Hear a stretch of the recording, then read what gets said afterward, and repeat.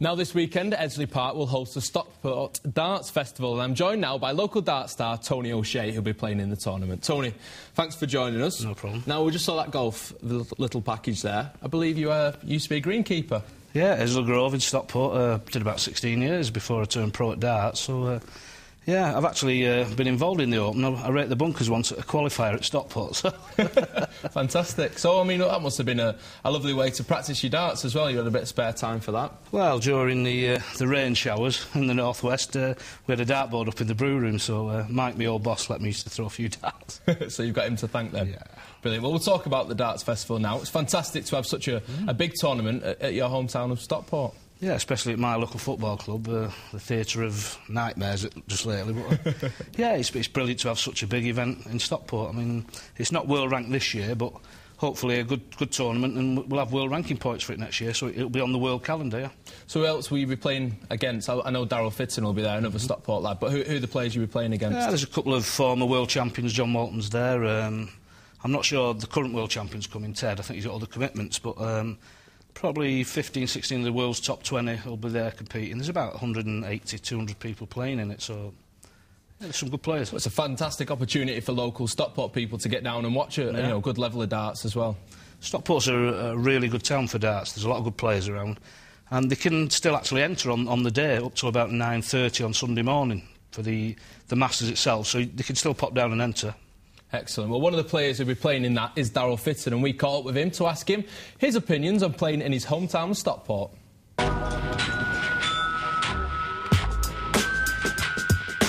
It's great for us. Quite honestly, personally, less travelling. At home, I've always lived there.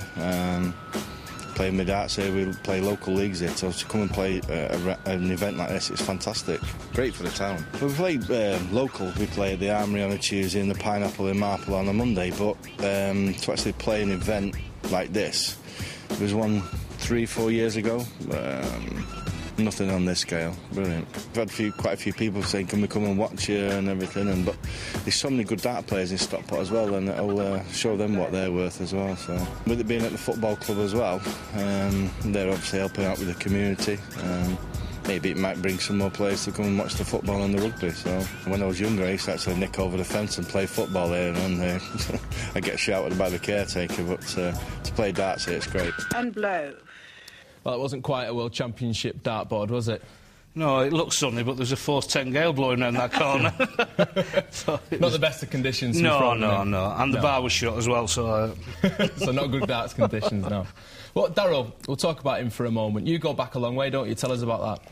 Yeah, I suppose we've grown up playing darts together, really. We used to play pool when we were younger, and that went from 10p to 20p, so we packed that in, it was dear. Since then, I'm going back 25 years now. We've gone through the local leagues, through Super League County. We're playing for England in the World Cup later this year together in a 4-man team, so our careers have been parallel, really. It must be fantastic to share all that with someone as well. An old friend, really. Yeah, he's a top lad, Darryl. He's playing some good darts as well, so... Yeah, this weekend will be a nice break playing at home instead of travelling 500 miles, like, so... Well, you were saying before about the cheap games that you used to play when you were younger. There was a big game, though, earlier on this year, wasn't there, against him? That must have been weird.